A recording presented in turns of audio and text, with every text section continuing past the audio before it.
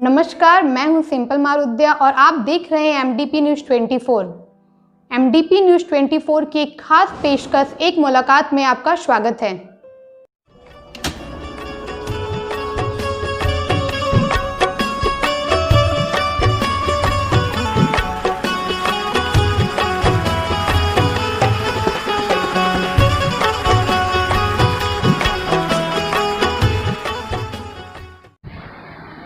नमस्कार।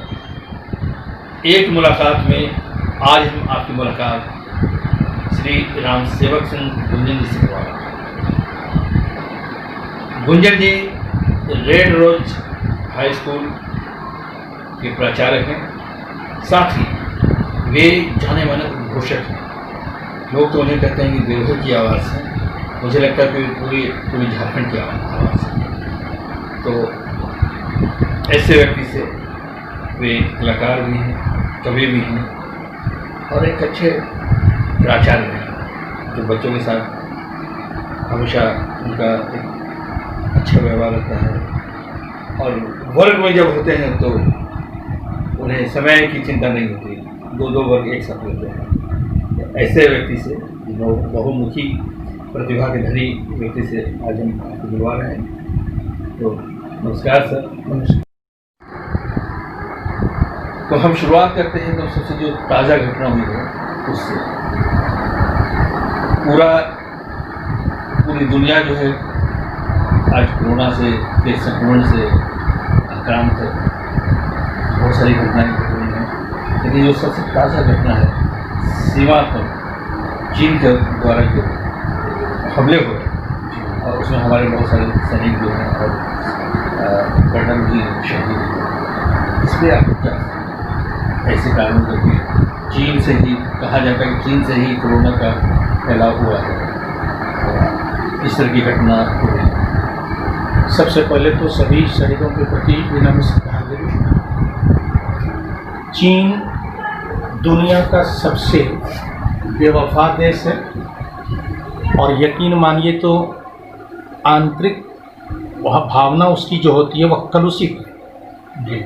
आज पूरी दुनिया में कोरोना फैला है तो उसमें निश्चित रूप से चाइना दोषी है, चाहे वो वुहान के लैब से निकला हो या वुहान के मीट मार्केट से निकला हो। लेकिन जिस समय यह फैला था, यदि उसी में ध्यान दिया रहता चाइना और पूरी दुनिया को अलर्ट कर दिया जाता तो शायद यह महामारी इतने व्यापक पैमाने पर नहीं फैलता। लेकिन उसने छुपाने की कोशिश की झूठी प्रतिष्ठा के चक्कर में, तो वह तो दोषी है और इसके लिए पूरी दुनिया उसे क्षमा तो नहीं ही करेगी।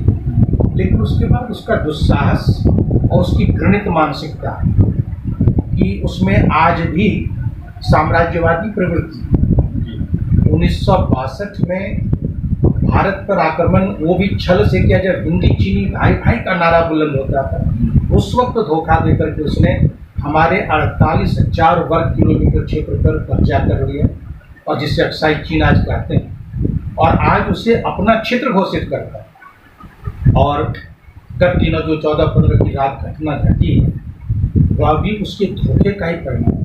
जब वार्ता हो रही है और वार्ता के क्रम में पीछे हटने की बात हो रही, फिर अनायास ये छुप कर स्थिति में हम तो सबसे पहले देशवासियों से आग्रह करें कि वे अपनी सरकार के साथ दृढ़ता के साथ खड़े रहें और अपनी सेना का मनोबल ऊंचा करने के लिए एक एक व्यक्ति आगे बढ़ें, क्योंकि इस परिस्थिति में हमें एकजुट होकर के रहना है। तभी हम चाइना को सशक्त बनाने में हमारा भी योगदान है। आज जितने बड़े पैमाने पर चाइना से सामान हमारे देश में आयात होता है, क्या हम उसके बिना नहीं चल सकते? हम सस्ते के चक्कर में चाइना को मजबूत कर रहे हैं और अपनी अर्थव्यवस्था को नीचे की ओर ले रहे हैं।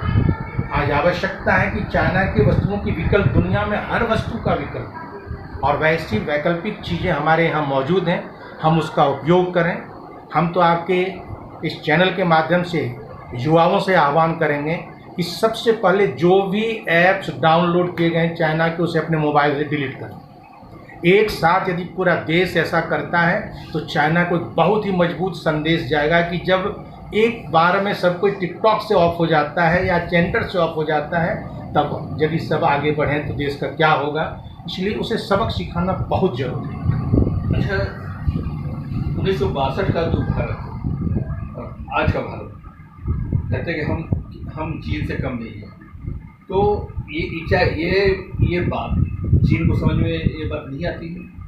यही बात है कि चीन को अच्छी तरह से समझ में, और चीन डरा हुआ भी है, लेकिन वो बाहरी तौर पर ये दिखावा करने की कोशिश करता है कि हम दुनिया की एक बहुत बड़ी अर्थव्यवस्था हो गए और हमारी फौज बहुत बड़ी है। उसकी फौज कितनी भी बड़ी है।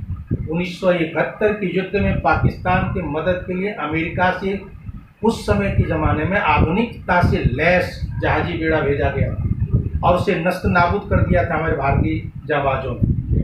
तो चाइना को ये मालूम है कि जब भारत के जाबाज डट जाएंगे तो हम नहीं टिक पाएंगे, लेकिन वो एक छल, जैसे कि एक सांप घोड़वा सांप होता है, वो बहुत नौटंकी करता है, वैसे ही चाइना नौटंकी करता है। लेकिन मैं बता दूं कि वो युद्ध करने के लिए सामने नहीं आ सकेगा। थोड़ा सा आज 1962 की स्थिति और आज की स्थिति में बहुत अंतर है। आज एक दृढ़ इच्छा शक्ति वाली सरकार है, जिसके पास निर्णय लेने की क्षमता है और जिसके पास घबराहट नहीं है, और इस काल में उन्होंने अपने देश की सेना को बहुत मजबूत भी कर दिया। इसलिए हम डट कर मुकाबला कर सकते हैं। चाइना जितना छल प्रपंच कर सकता है वही कर सकता है, लेकिन युद्ध के मैदान में सामने निश्चित रूप से मात खानी है। आज जो परिस्थितियाँ बन रही हैं, जिस तरह से चीन का रवैया है और सभी बड़े देश उससे जो है ग्रस्त हैं, तो क्या आपको लगता है कि विश्व युद्ध की स्थिति बन रही है? देखिए, यदि वास्तव में चाइना ने वार आरंभ कर दिया तो स्थिति अंतर्राष्ट्रीय स्तर पर तो फैलेगी, क्योंकि जिस प्रकार से दुनिया के देश चीन से नाराज हैं तो उसे सबक सिखाने के लिए बहुत सारे देश भारत के पक्ष में आए हैं, और इस स्थिति को चीन अच्छी तरह से जानता है। इसलिए मैं समझता हूं कि वह किसी भी सूरत पर एग्रेसिव होकर के वार के स्तर तक नहीं पहुंचेगा। अभी वो जितना नौटंकी करके एक दिखावा करके चाहता है कि हम भारत पर दबाव डालें और धीरे धीरे जो निर्माण कार्य हम कर रहे हैं वो आगे बढ़ाते चले, यह उसका मुख्य उद्देश्य है। लेकिन सामने वार करने के लिए अभी वह भीतर से तैयार नहीं है, क्योंकि उसे मालूम है कि वैश्विक राजनीति और कूटनीति बिल्कुल उसके विरुद्ध है। ध्यान और कोरोना से जो नफरत फैली पूरी दुनिया में चीन को, शायद उसे ध्यान भी बटाना बिल्कुल वह भी का उद्देश्य होगा। बिल्कुल वह भी एक उद्देश्य हो सकता है, क्योंकि यदि इस तरह की स्थिति करेंगे तो पूरी दुनिया युद्ध को रोकने के लिए सब कोई सजग हो जाएंगे, सक्रिय हो जाएंगे, और कोरोना से ध्यान भटकेगा। लेकिन उसे भीतर यह कहीं ना कहीं संदेह है, यदि युद्ध शुरू हुआ तो पूरा वर्ल्ड जो अभी हमसे खफा है और अधिक खफा हो जाएगा। इसलिए वह धीरे धीरे चाहेगा कि मेटरलाइज हो जाए, बातचीत से ही हम किसी तरह से समाधान कर के स्तर तक पहुँच जाए, मुझे जैसा लग रहा है। अच्छा, आपने अभी कहा कि चीन निर्मित जो वस्तुएं हैं उनका हमको बहिष्कार सही है, लेकिन लोग अभी ये वस्तुएं हमारे जनजीवन में इस तरह से घुस गई है कि अंतर करना बहुत मुश्किल हो रहा आम आदमी के लिए, जो बहुत ज़्यादा पढ़े लिखे लोगों को भी पलट कर देखते नहीं है कि कहाँ ये वस्तु कहाँ निर्मित हुई है। तो ऐसे में क्या बड़े स्तर पर यानी कि केंद्र सरकार जो फैसला ले और एकदम पूरी तरह से बैन कर दे, चीज़ें आएगी ही नहीं तो हमें सवाल नहीं करेंगे। आज वो घड़ी आ गई है कि आज वो वक्त आया है कि नहीं कि हम उसको पूरी तरह से बैन कर देना चाहिए। माननीय प्रधानमंत्री महोदय कोरोना आरंभ होने के साथ ही देशवासियों से आह्वान किए हैं आत्मनिर्भर भारत बनाने का, तो कहीं न कहीं इस ओर उनका इशारा है। एकाएक चूँकि चीनी सामानों का हमारे जीवन में इस तरह से घालमेल हो गया है कि एक ही झटके में हम उससे मुक्त नहीं हो सकते, लेकिन एक लक्ष्य निर्धारित हो जाए कि हर हालत में मुझे चीनी वस्तुओं से मुक्त होना है। विकल्प हमारे पास मौजूद है, सिर्फ हमें यहाँ के लोगों को उस विकल्प से जोड़ने की जरूरत है। हो सकता है थोड़ा महंगा हो, लेकिन यह टिकाऊ भी हो। चाइनीज़ गुड्स जितने हैं वो सस्ते हैं, लेकिन उसमें अस्थायित्व तो नहीं है, टिकाऊपन नहीं। भारत की चीज़ें जो भी होंगी वो मजबूत हों। तो भारत सरकार को चाहिए कि कठोर निर्णय हो और एक समय सीमा के तहत धीरे धीरे सारी चीज़ें यहाँ से ऑफ हो जाएं, और हमारी जो देश की इंडिजिनस चीज़, स्वदेश निर्मित चीज़ें, उसे हम अपने उपयोग में लाना शुरू करें। और इसके लिए युवाओं का आह्वान करना आवश्यक है, और मैं समझता हूँ कि युवाओं में अब ये भावना आ रही है कि वो चीन से उनके भीतर भी एक नफरत की भावना होगी, और वो भी चाहेंगे कि हम उसका बहिष्कार करें, लेकिन उसके लिए विकल्प चाहिए, और सरकार जितनी जल्दी हो वैकल्पिक व्यवस्था करें तो निश्चित रूप से चीनी वस्तुओं का बहिष्कार होगा। की बात हुई, लेकिन बहुत सारे पर्यटक भी हैं या कामकाज के लिए निकले हुए लोग वे जहाँ तहाँ अटक गए। मजदूर तो कहीं एक जगह पर जाकर काम कर रहे थे, उनको भगाए, लेकिन बहुत बड़ी संख्या में लोग जो हैं वो जहाँ तक अटक गए। तो ये कहीं न कहीं इस तरह का फैसला जैसे नोटबंदी का फैसला मैं समझ रहा हूँ जो आप करना चाह रहे हैं। मुझे लग रहा है कि जिसमें सरकार ने किया उसमें उनकी मंशा ये रही थी कि यदि 21 दिन का लॉकडाउन होता है तो उतने दिनों तक लोग किसी तरह से अपने आप को संभाल लेंगे और तब तक चेन टूट जाएगा, इसका विस्तार रुक जाएगा। लेकिन वो हुआ नहीं, और चूंकि लॉकडाउन 100% लागू नहीं हुआ, चूंकि ठीक मैंने कहीं देखा, एक कोई मैसेज कहीं कोई भेजा था, उसमें कहा कि ये बिल्कुल लुंगी की तरह है, लॉकडाउन ऊपर से बहुत टाइट है, अंदर सब खुला। यानी कि लॉकडाउन जितना टाइट होना चाहिए था नहीं हो पाया, और इस कारण से कोरोना का फैलाव होते गया। पहले जो मंशा रही होगी सरकार की, वो सोची होगी कि इस 21 दिन में कंप्लीट चेक कर लेगा, लेकिन वो हुआ नहीं, और इस कारण से अब हम सरकार को दोषी इसके लिए ठहरा सकते हैं, लेकिन शायद उसमें उनकी मंशा ऐसी नहीं रही। चलिए, एक इस लॉकडाउन से जुड़ा हुआ है आखिरी सवाल। तो लॉकडाउन सही है, लेकिन अनलॉक जो किया गया, उसको खोल दिया गया, इसको तो हम कैसे लोकतांत्रिक व्यवस्था में सरकार जनता के दबाव में आती है, और चारों तरफ से जितनी बातें हुई कि सरकार को मजबूरन लॉकडाउन को खोलना पड़ा। दो बातें थी, एक तो अर्थव्यवस्था की स्थिति जैसे गिरती जा रही थी, लोगों के सामने भुखमरी की स्थिति आती, पैसा बिल्कुल ख़त्म होता, तो फिर एक और समस्या आती जिसको संभालना मुश्किल है। इसलिए कहीं ना कहीं सरकार ने इसे चुनौती के रूप में स्वीकार कर लिया और अनलॉक करना पड़ा, ताकि आर्थिक गतिविधियां शुरू हो सकें। और एक मंशा रही होगी कि इतने लंबे समय में लोगों को आदत पड़ गई मास्क लगा के रहना, डिस्टेंस मेंटेन करके रहना, हाथ धोना, लेकिन इसे आज लोग नहीं फॉलो कर रहे हैं। यदि अनलॉक नहीं किया जाता तो शायद स्थिति और बदतर होती, लोग आंदोलन पर उतर आते। लेकिन आज आवश्यकता है लोगों में जागृति लाने की, क्योंकि लोग जिस तरह से निकल रहे हैं, जिस प्रकार बिना मास्क के चल रहे हैं, ये कोरोना की महामारी इतनी भयावह हो जाएगी कि लोग समझ नहीं पाएंगे और लाखों लाख हो सकता है। इसलिए सही अभी भी वक्त है हम सचेत हो जाएं, इस अनलॉक का लाभ उठावें कि आर्थिक गतिविधियां हो, लेकिन हम अपने आप को सुरक्षित रखने के सारे साधनों का उपयोग करें। और अभी भी जो है 17 अभी चला नहीं है, 17 अभी और बड़ा होकर आ सकता है, इसकी भी आशंका, इसकी ही आशंका है। बिल्कुल आशंका है, क्योंकि भारत की आबादी इतनी बड़ी है और मानसून आ गया, और इस मानसून में उसके वायरस के फैलाव की संभावना भी बढ़ेगी।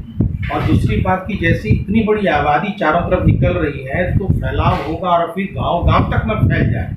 इसलिए मैं तो आपके माध्यम से चाहूँगा कि आम जनता से कि मास्क जरूर लगावें, दूरी मेंटेन करें, और हाथ तो निश्चित रूप से बिना हाथ धोए साबुन से चेहरा ना छुएं।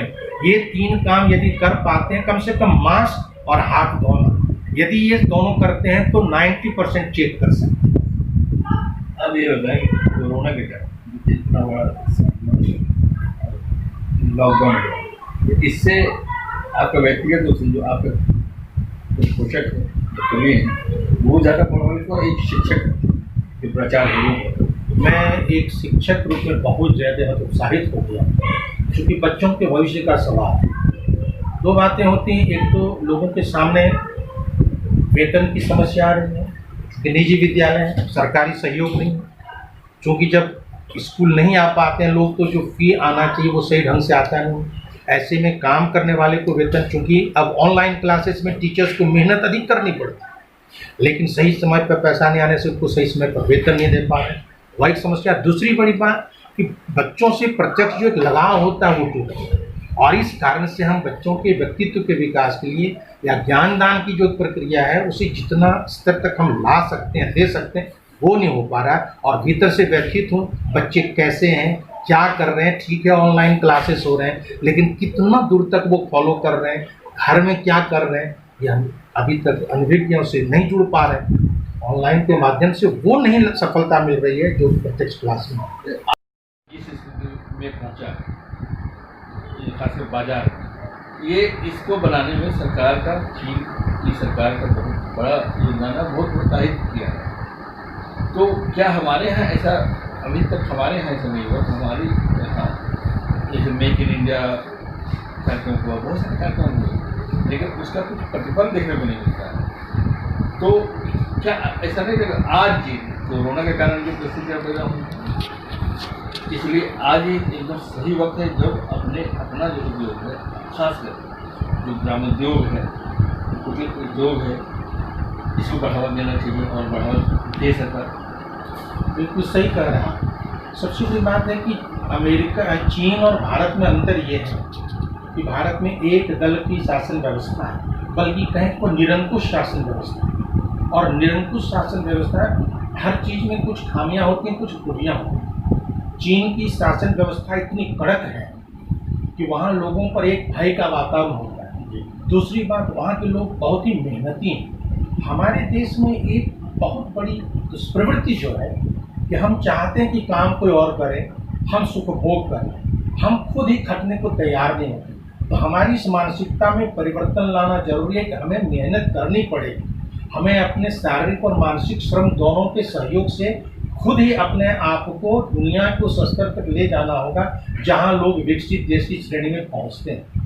और ये बिल्कुल सही वक्त है जब हमारे देश के ग्रामीण क्षेत्र के उद्योगों को, कुटीर उद्योगों को आगे बढ़ावा देने के लिए सरकार को एक मजबूत नीति निर्धारित करनी होगी। महात्मा गांधी की बातें जो कही जाती थी कि बिना ग्रामीण क्षेत्र के उत्थान के देश का उत्थान नहीं हो सकता, आज आवश्यकता है। इतनी बड़ी संख्या में जो मजदूरों का पलायन होता है, यदि कुटीर उद्योग का विकास होगा, ग्रामोद्योग का विकास होगा, तो निश्चित रूप से पलायन रुकेंगे। और अपने अपने क्षेत्र में जब लोग आत्मनिर्भर हो जाएंगे तो सारा देश आत्मनिर्भर होगा और विकास की गति तेज होगा। आपने पलायन की बात की तो बात अभी सबके जहन में ये बात आती है और आपके चिंतक में और स्पष्ट भी कि भारत सरकार जो लॉकडाउन का जो फैसला किया वो बिना किसी तैयारी के फैसला हुआ और थोड़ा वक्त देकर अगर किया जाता तो बहुत सारी मुश्किलें जो आई, खासकर मजदूरों का जो पलायन हुआ या दफ्तर वगैरह में वो अटक गए, तो ये नहीं होता। क्या आपको ऐसा लगता है? नहीं, बिल्कुल सब कुछ सोच समझ के ही किया गया। 21 दिन का लॉकडाउन, 2 लॉकडाउन तक कहीं कोई मजदूरों के पलायन की समस्या नहीं। 2 लॉकडाउन, लॉकडाउन 1, लॉकडाउन 2, लेकिन इस दरमियान 2 तरह की बात हुई। एक तो जो मजदूर, पहली सरकार की कोशिश थी कि कोरोना के चैन को तोड़ दिया है और जो जहां है उसकी व्यवस्था वहां हो रही है, लेकिन बीच में कुछ लोगों ने मजदूरों की भावना से खेलना शुरू किया, उनके भीतर एक भय उत्पन्न करना शुरू कर दिया और मजदूर भी भयभीत हो गए कि कोरोना जैसी महामारी कहीं उनको भी हो गया तो यदि मरेंगे भी तो अपने गांव में जाके मरेंगे, अपने घर में जाएंगे। और जब ये भावना जग जाती है कि जो होगा घर में जाके होगा, तब फिर रोक पाना मुश्किल है। क्योंकि यदि सरकार पहले घोषणा करती कि हम 3 दिन के बाद लॉकडाउन करेंगे या 1 सप्ताह के बाद, तो इतनी बड़ी संख्या में लोग निकल जाते कि किसी भी माध्यम से उनको घर पहुंचाना संभव नहीं होता और हर जगह पर ऐसी रस होती कि सरकार और पुलिस से संभालना मुश्किल होता। इसलिए उस समय तो ठीक था, लेकिन कालांतर में जो विभिन्न राज्य की कुछ सरकारों ने, कुछ राजनेताओं ने जिस प्रकार से उनकी भावना को एक उफान पर लाने की कोशिश की, उससे स्थिति थोड़ी बदतर हो गई। उसे चाहा जाता जो विभिन्न राजनीतिक दल वाले समझा करके सभी सहयोग से इसको संभाल सकते। तो प्रशासन, देवघर प्रशासन की भी आवाज़ रहे और आप कहीं आप जुड़े रहते हैं बहुत सारी चीज़ों से, तो जो देवघर प्रशासन है इस दौरान वो उनका लोग के साथ जो संवाद का आदान होगा उसको आप किस रूप में? इसे हम अद्भुत मानते हैं, इसे हम देवघर का सौभाग्य मानते हैं कि नैन्सी सहाय जो पहली बार एक उपायुक्त के रूप में यहाँ पदस्थापित हुई, लेकिन इतनी एक्टिव, इतनी सक्रिय और उनकी सक्रियता से बहुत हद तक हम बहुत जगह कुछ को नियंत्रित रख पाने में सफल हुए हैं। और जो कुछ पॉजिटिव केसेस आए उसको तुरंत कंटेनमेंट करना, उसके ऊपर पूरे इस गांव को घेर लेना, वहाँ पुलिस व्यवस्था करना, उनको खाने का पैकेट पहुँचवाना, इसके अलावा पूरे जिला के जिला स्तरीय, अनुमंडल स्तरीय, प्रखंड स्तरीय सभी पदाधिकारियों, कर्मचारियों का सही ढंग से उपयोग करना, उनका सहयोग लेना, ये उनकी बहुत बड़ी कामयाबी है। और हम समझते हैं देवगढ़ के लिए बहुत अच्छा संकेत है। इनकी भूमिका जितनी तारीफ की जाए वो कम है। और जो लोग बाहर से आए उनका भी सही ढंग से बिल्कुल, जो बाहर से मजदूर आए रात 24 घंटे ड्यूटी किए हुए, बहुत सारे कर्मचारी पदाधिकारी 24 घंटे, ट्रेन आ रही है 10 घंटे लेट है, वेट कर रहे हैं और उसको रिसीव करना, सारी व्यवस्था करना और सही ढंग से विभिन्न जिलों पर पहुंचवाना, ये महती दायित्व था और बड़ी सफलतापूर्वक इसे काम किया। लेकिन जो निजी स्कूल है, प्राइवेट स्कूल, उन स्कूलों के बारे में बहुत ज़्यादा सही फैसले नहीं हो रहे हैं। उनके शिक्षक हैं कि चाहे समाजसेवी संस्था हो चाहे वो सरकारी स्तर पर, बहुत ज़्यादा उनके लिए चिंतित नहीं है। बहुत दुखद स्थिति है, क्योंकि सरकार जिस प्रकार से शुरू हो गया कि कोई फीस नहीं लेना, ये नहीं लेना, वो नहीं लेना, और पूरे देश में आप देखेंगे तो बहुत बड़ी संख्या है जो निजी विद्यालयों में रोजगार प्राप्त की होगी। आज उनके सामने भुखमरी की स्थिति है। ठीक है, यदि सरकार कहती है या हमारे सामने ये समस्या है, फीस सही समय पर नहीं आ रहे, तो सरकार अनुदान देने की व्यवस्था करे। आखिर इतने लोगों के सामने भुखमरी, आज सरकार को नहीं मालूम है कि जोड़ने जाएंगे तो सिर्फ झारखंड में ही कई लाख शिक्षक हो जाएंगे पूरे झारखंड। उनको यदि वेतन नहीं मिलेगा तो उनका परिवार कैसे चलेगा? इसलिए सरकार को इनके प्रति भी संजीदा होना चाहिए। निजी विद्यालय के शिक्षकों और शिक्षकेतर कर्मचारियों की समस्या का समाधान कैसे हो, कम से कम इस कोरोना काल में वो तनाव में न रहे। आज इस तनाव के दौर में लोग डिप्रेशन में चले जा रहे हैं, और मैं निरंतर ईश्वर से प्रार्थना करता हूँ कि कुछ समाधान ऐसा निकले कि हमारे शिक्षक और शिक्षकेतर कर्मचारी अपने मनोबल को बनाए रखें। ये जो कोरोना का ये संक्रमण फैला हुआ है, उसके कारण सही आपने कहा ये तो निजी जो विभागों में काम करने वाले लोग, दुकानों में काम करने वाले, स्कूल में काम करने वाले, उनका तो नहीं, लेकिन पूरे आमतौर पर जो है डिप्रेशन के अवसाद से गिर रहे हैं लोग, बड़े पैमाने पे जो है आत्महत्याएँ हो रही हैं, खुशी का इन परिस्थितियों से निकलने के लिए कैसे समाजसेवी संगठनों को, जो पढ़े लिखे लोग हैं, सरकार क्या भूमिका है? सकारात्मक सोच का विकास कराने के लिए पहल करनी होगी, और आम लोगों को भी सोचना होगा कि ये एक दौर है, एक प्राकृतिक आपदा है, आज नहीं तो कल इस आपदा को टल जाना है। परिस्थितियां बदलती हैं, मानसिक तौर पर हमें तैयार रहना चाहिए, क्योंकि सुख और दुख जीवन के दो भाग होते हैं। वैसे अच्छे और बुरे दिन भी आते रहते हैं। हम इसे बुरे दिन का दौर मान करके चलें कि ये भी वक्त निकल जाएगा, निश्चित रूप से मानकर चलें कि ये वक्त निकल जाएगा। हमें धैर्य रखना है, हमें हतोत्साहित नहीं होना है। हो सकता है कि थोड़ी हमारे साथ एक स्थिति हो जिसमें अपने परिवार को चलाने में, व्यवस्था करने में एक जद्दोजहद करनी पड़ती हो, लेकिन इसे भी जीवन का एक हिस्सा मान करके धैर्य के साथ धीरे धीरे आवश्यकताओं को थोड़ा कम कर लें। यह एक विचार हम लोग कर सकते हैं, आवश्यकताओं को कम कर लेंगे, जीवन को बचाना है, फिर आने वाला दिन खुशहाली का होगा, अच्छा होगा। हम इस विश्वास के साथ रहें तो शायद हम डिप्रेशन से बच सकते हैं। और समाज से भी संस्थाएं जितना संभव हो वो प्रचार प्रसार के माध्यम से लोगों के मनोबल को बढ़ाने का प्रयास करें। मैं समझता हूँ शायद एक अच्छा काम होगा। आपका जो कवि है या कहीं रचनात्मक जो आपका व्यक्ति है, वो सब कुछ इस पूरे प्रकरण को किस रूप में देखता है? कभी आपने कल्पना की थी कि ऐसे इस तरह के दिन आएंगे? ये तो कल्पना से परे की बात है।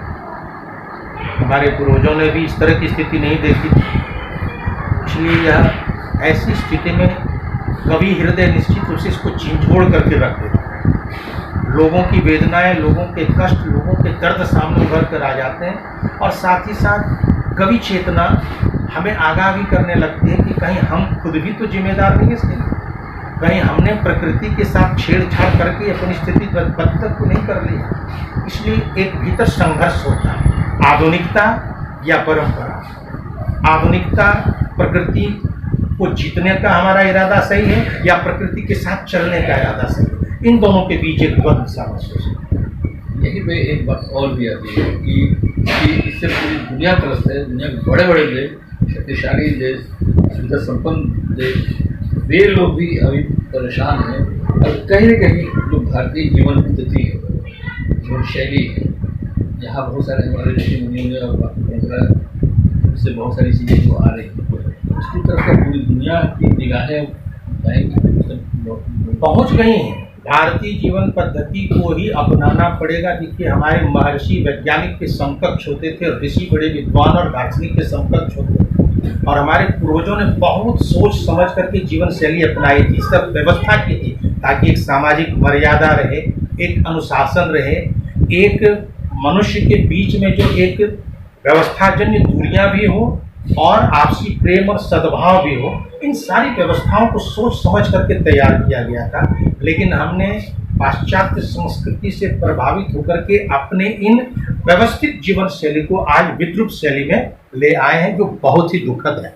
ठीक है, कुछ बातें ऐसी हैं जिसको हमें जरूर नकारना चाहिए, लेकिन सारी बातें ऐसी नहीं है। हमारी जीवन पद्धति भारत की जो है वह हमें एक सुखमय जीवन जीने की प्रेरणा देती है, एक अनुशासित जीवन जीने की तरफ ले जाती है। इसलिए हमें उसी जीवन पद्धति को अपनाना चाहिए। उससे बुजुर्गों का भी सम्मान होगा, बच्चों का भी मान होगा।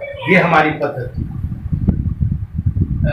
इतना सब कुछ इसमें आपने अच्छे की बात की, लेकिन और जो विस्तार से बताइए, अच्छा क्या आपको लगा बंद हुआ, ये जो हो रहा, इतनी सारी मुसीबतें आई, इसमें से कुछ कहते हैं ब्लेसिंग इन डिसगाइज, आशीर्वाद छुपे रूप में बहुत। बिल्कुल बिल्कुल, इसमें से लोगों को बहुत कुछ आत्मबोध हुआ है, लोगों को खुद को समझने का एक अवसर मिला है, और लोगों में एक दूसरी भावना जगी है कि अब अपनी मिट्टी में ही रह करके गुजर करना है, अपनी मिट्टी से ही लगाव हो और आत्मनिर्भर बन के जीना है। पलायन सिर्फ सुख भोग की भावना के साथ कहीं पलायन नहीं करना, कहीं ना कहीं ये भाव तो जगा है। अच्छा, जो पलायन की बात है, एक अभी बहुत बड़ी घटना घटी कि हमारे मजदूर यहाँ झारखंड आए, सभी जगह आए, झारखंड में आए, और बॉर्डर पर जो सड़कें बन रही है उसके लिए मजदूरों की मांग हुई और यहाँ तो भेजने के लिए आए। इसको आप किस रूप में, क्या ये सही है? बात है कि बॉर्डर सेक्टर में संताल परगना के मजदूर, खास करके आदिवासी समुदाय के लोग बहुत पहले से काम करते रहे, और इनमें जो जीवटता है और संघर्षशीलता है वो दूसरी बहुत सारी क्षेत्रों के लोगों में वैसे नहीं देखे जाते हैं।